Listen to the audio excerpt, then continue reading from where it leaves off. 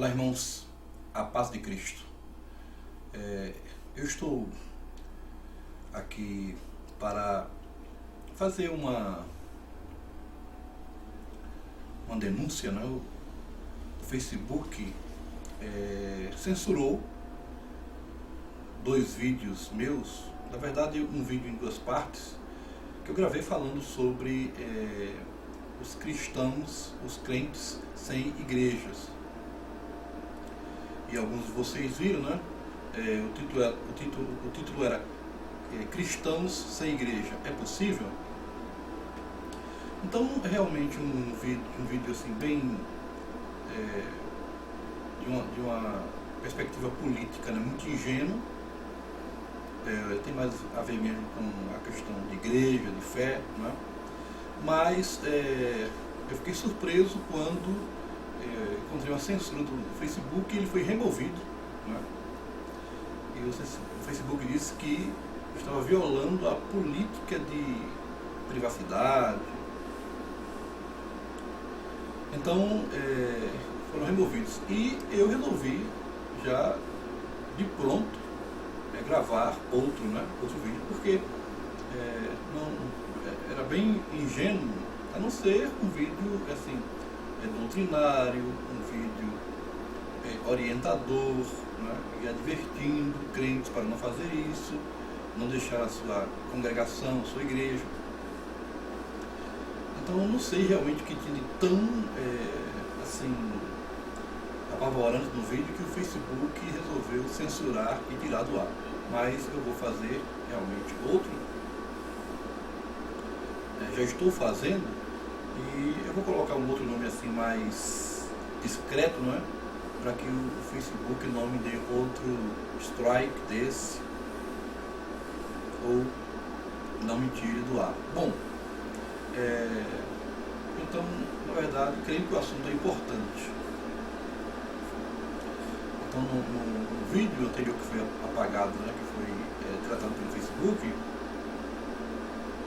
eu estava falando justamente da contradição entre ser um crente, um cristão, e não ir à igreja, não ir ao culto. Então eu fiz uma definição do nome igreja e do seu significado, né? Da etimologia e o significado. Então diz que igreja é uma assembleia, é uma reunião, né? É uma congregação de pessoas, é um ajuntamento santo, espiritual de pessoas com o intuito de adorar a Deus. Justamente foi tirado desse contexto, né? Quando os nossos irmãos da igreja iniciante então estavam reunidos, eles procuraram assim dar um nome à sua reunião, e esse termo, né, eclesia, então era um termo que definia bem, né, um ajuntamento, porque nós dissemos isso, que a eclesia era uma convocação para uma reunião, para uma assembleia, que não era nem religiosa, era civil, era política, era para resolver assuntos do povo mesmo, né, da sociedade, da comunidade. Então a igreja se apropriou desse termo e colocou esse nome para as suas reuniões. Então, igreja já denota congregação, né, um ajuntamento. Então, alguém dizer que é da igreja de Cristo e não ir à reunião, não se reunir com os demais irmãos, na verdade é uma contradição. E aí também há um isolamento, há uma soberba, né, porque se alguém está dizendo o seguinte, que ele está certo e todos os demais estão errados, né? Ou que ele é mais puro do que os outros porque ele não quer se contaminar com os outros, por isso não vai, né, ao culto. E nós falamos inclusive de pessoas que disseram que deixaram de ser evangélicos para se tornarem evangélicos de fato, e que deixaram de ir à igreja para se tornarem cristãos de fato, né? Que tudo isso realmente é balela, é basófia. Não encontra nenhuma base bíblica, né? A Bíblia não dá nenhuma base para alguém ser crente em casa, simplesmente em casa. Eu disse que a gente pode fazer o culto doméstico em casa, né? E deve fazer, na verdade, porque é o fundamento de um lar, né? E também da igreja, porque a igreja começa em casa, um lar bem organizado, um lar bem estruturado, também é sinônimo sinônimo de uma igreja bem organizada, bem estruturada. Nós falamos sobre isso. Logicamente que se os lares estiverem de perna pro ar, a igreja vai estar de perna pro ar. Então o culto doméstico é necessário. Tanto evangeliza já as crianças em casa, quando vão crescendo, porque no meu lar, na minha casa, meus pais, especialmente minha mãe, fazia este culto e explicava para a gente o que era o Evangelho, o que era a palavra de Deus, quem era Jesus, o que era a igreja. E eu era mais novo e acompanhei muitos dos meus irmãos mais velhos se rendendo a Cristo em casa. Minha mãe ganhava para Jesus, os meus irmãos ganhavam a mim também. Então, o culto doméstico é maravilhoso, mas ser crente meramente em casa, então, a Bíblia não dá base para isso. Porque, por exemplo, nós temos em Atos dos Apóstolos que os nossos irmãos lá entenderam o que é realmente ser crente, não é salvo. Eu vou ler o texto, Atos 2, que é um texto muito conhecido, Atos dos Apóstolos, capítulo 2, a partir do versículo 42, né? Então já de fato refuta essa ideia de ser crente e não ir ao templo, né? E quando nós falamos de ir à igreja, nós estamos usando uma figura de linguagem, que troca a causa pelo efeito. Nós vamos ao templo, né? Porque consagrou-se, né, esse jargão de ir à igreja, mas vamos ao templo, a igreja somos nós, a igreja se reúne. Então, Atos dos Apóstolos, capítulo 2, a partir do versículo 42, diz assim: e perseveravam, veja, só que é no plural, perseveravam na doutrina dos apóstolos, na comunhão entre irmãos, juntos, né? No partir do pão, nas orações, partiam o pão juntos também, oravam juntos. Em cada alma havia temor, e muitos prodígios sinais eram feitos por intermédio dos apóstolos, e todos os que creram estavam juntos e tinham tudo em comum. Todos os que creram estavam juntos e tinham tudo em comum. E aí vendiam suas propriedades e bens, distribuindo o produto entre todos, à medida que alguém tinha necessidade. Diariamente perseveravam unânimes no templo, e partiam o pão de casa em casa e tomavam suas refeições com alegria e singeleza de coração. Então, diariamente estavam unânimes, em número 100%, completo, total, né? Totalidade dos irmãos. Estavam unânimes no templo e ouvindo os apóstolos, né? A pregação, a doutrina, participando dos milagres, e no finalzinho diz, louvando a Deus, contando com a simpatia de todo o povo. Enquanto isso, acrescentava-lhe o Senhor dia a dia os que iam sendo salvos. Então o Senhor ia congregando esses irmãos novamente. Sempre, não? Ia congregando sempre esses irmãos que iam chegando, esses novos decididos. Então, de fato, aqui a igreja de Atos já contradiz. Não havia essa questão de ser crente só em casa, vendo o culto, a pregação pela TV, comendo pipoca e guaraná. É muito cômodo, não é? Muito cômodo, mas nós aprendemos que o símbolo maior do Evangelho não é o sofá, é a cruz. Não é? O símbolo do Evangelho é a cruz, não é o sofá. E muitas pessoas querem ser crentes no sofá, no seu sofá confortável. Então, de fato, é como alguém dizer que ama Cristo não ama a sua noiva. Né? Eu amo Cristo, mas eu não amo a noiva de Cristo. Como é que alguém pode amar a Cristo e não amar a sua noiva? Que Cristo tanto ama, que morreu por ela. Porque Cristo não morreu por ninguém individualmente, ele morreu pela igreja, né? Pela igreja. E aqui eu não quero ser radical, mas a Bíblia diz isso, que Cristo morreu pela igreja. Então, e aí nós estamos incluídos, certamente, não é? Agora, outro texto que a gente, eu citei no vídeo anterior, mas eu quero ler agora, é justamente o texto de Hebreus capítulo 10, versículo 25. Sabe o que diz Hebreus 10, 25?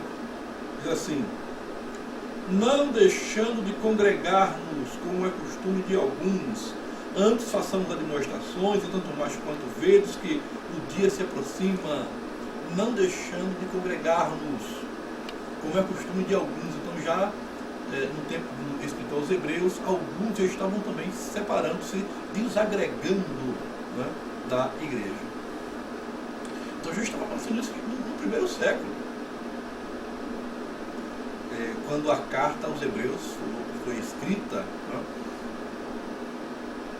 Então não é novo esse movimento de desagregação, de desegrejação, não é novo, é um movimento antigo. E eu vou dizer mais, não é? Na verdade, Deus está muito longe disso. Deus, o Espírito Santo, não mandou ninguém sair do meio do povo da igreja, de maneira nenhuma. Ninguém pode julgar a igreja de Cristo, não é? Dizer, não presta, não é? Está corrompida. Ninguém pode fazer isso. Assume uma grande responsabilidade quem diz isso, quem faz isso. Assume um juízo terrível para si, não é? Porque a noiva de Cristo é a menina dos seus olhos. Ela realmente é protegida por Cristo, amada por Ele, e o noivo que ama a noiva vai defendê-la. Então, é uma grande precipitação de fazer esse movimento, não é? E o escritor diz, não deixando de congregar, não de estarmos juntos, antes admoestando-nos uns aos outros, e no original essa palavra admoestar é olhar no olho um do outro. E como é que alguém pode olhar no olho um do outro sem estar próximo? Né? Olhando no olho um do outro e ajudando, encorajando aqueles que realmente precisam, né? Como está lá também em Romanos 14, 15, os fortes ajudando os mais fracos. Né? Igreja não é, de maneira nenhuma, isolamento. Membros não são uma ilha, não é? E tem a figura do corpo humano que o apóstolo Paulo usa, a metáfora do corpo humano. O apóstolo Paulo diz que a igreja é como um corpo, né, que trabalha em uma unidade, e cada membro faz o seu papel para que o corpo seja perfeito, funcione. Então cada membro tem a sua especialidade, e é preciso que eles trabalhem juntos, né, numa coordenação, uma sincronia, uma colaboração, né, para que haja crescimento. Então, não pode de maneira nenhuma um membro estar fora do corpo. Né? Minha mão, meu braço é um membro, está no corpo. A minha mão é um membro, está no corpo. Os meus olhos são membros que estão no corpo. Não pode haver membro fora do corpo. Assim como não pode haver membro fora do corpo humano, né? Em associação, também não pode ter membro fora da igreja de Cristo. Então, de fato, quem tem pregado isso, quem tem ensinado isso, não está prestando serviço a Deus. Muito pelo contrário, está lutando contra Deus, está trabalhando contra Deus e contra a igreja dele, e está prestando serviço, sim, ao diabo. Mesmo que não queira aceitar, né? Alguém talvez vai ranger os dentes, alguém vai me criticar, vai me xingar. E se alguém quiser me refutar de uma maneira assim, dialogal, né, bíblica, então não tenta me refutar. Se quiser me chamar para um diálogo, me chame. Né? E com isso, como eu tenho dito, vou dizer, eu não quero desmerecer ninguém de maneira nenhuma, eu não quero condenar ninguém. Quem sou eu? Não posso fazer isso. Entretanto, do ponto de vista bíblico, essa ação é condenável. E Jesus diz isso lá em João.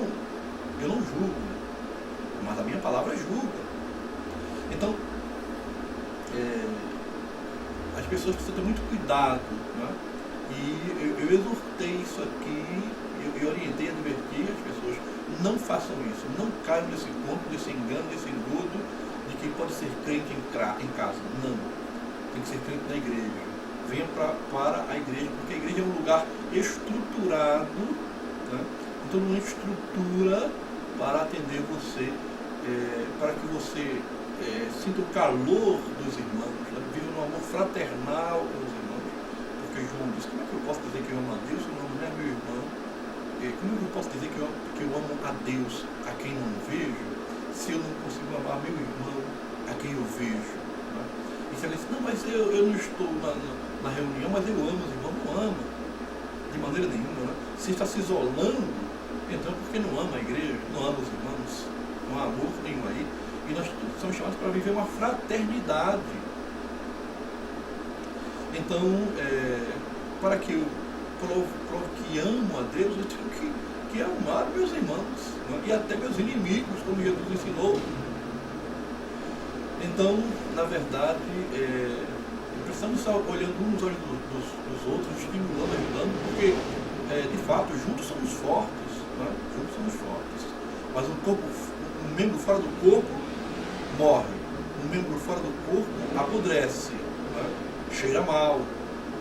Então, ou em outra figura que nós dissemos, é uma brasa fora do fogo. Uma brasa fora do fogo, ela vai apagando, ela vai esfriando, daqui a pouco não há mais calor algum, ela morre também. Na verdade, justamente isso é um assunto importante, porque a comunidade de desigrejados, a comunidade é até uma contradição, não posso dizer isso, né? O número de desigrejados tem aumentado gradativamente, né? E isso, na verdade, é mais um sinal da apostasia dos últimos tempos, as pessoas deixando a congregação, né? É um sinal da apostasia dos últimos tempos. Sim, né? E pode aparecer qualquer doutor, qualquer teólogo, né, querendo explicar isso, não pode, porque não está acima da Bíblia, da palavra de Deus. E na palavra de Deus não vai encontrar brecha. Não é a legislação brasileira que os advogados encontram brecha para tudo, né? A Bíblia não dá brecha. Então, o que nós precisamos fazer é obedecer a palavra de Deus. Muitas pessoas têm ficado em casa para não prestar contas, né, porque não precisam obedecer, porque de fato não precisa seguir nenhum regulamento, né? Então é um tipo de libertarianismo, né? É um tipo de liberalismo cristão, né? Eu sou crente assim porque eu faço o que eu quero, quando quero, como quero, etc. Só que não é assim que de fato a Bíblia ensina. Se nós realmente somos de Cristo, se você é de Cristo, você sabe disso, que não é assim que a Bíblia ensina, tá certo? Então fica para você essa advertência, muito cuidado com os desigrejados. E se você conhece alguém, estimule-o, exorte-o a voltar para a comunhão dos santos,